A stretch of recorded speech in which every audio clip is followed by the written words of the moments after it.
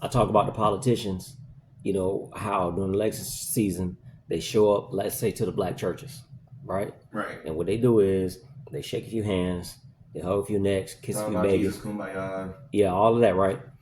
Get the grease to pass the palm. You know what I'm saying? Talk to the congregation, tell a bunch of lies, get your vote, and you never see them again.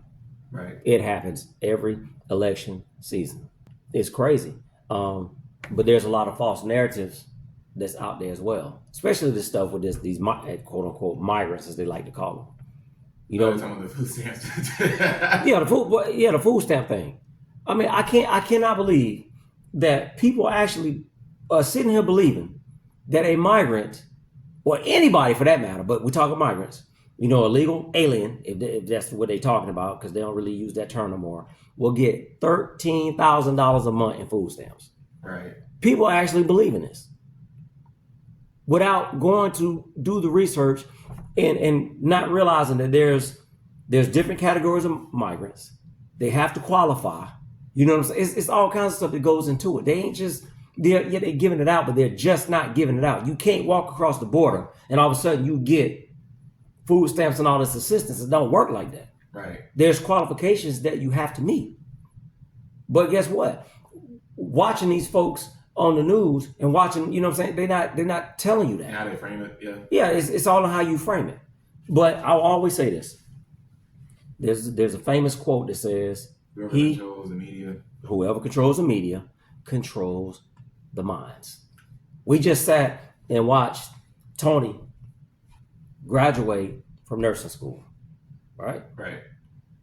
And when I was sitting there, I was looking at all these black kids up there on that stage. But then I started thinking but yet, if we watch TV, we would never think that black kids do stuff like this. Right.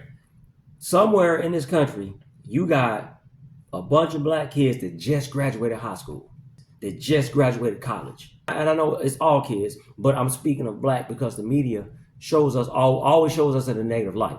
Somewhere out there, there's a black kid that's starting their freshman year in college. There is a black kid out there that is going into their senior year in college and that's going to graduate with all kinds of degrees. Somewhere there's a black kid out there that's about to graduate college in December. Let's say they graduate in the December semester.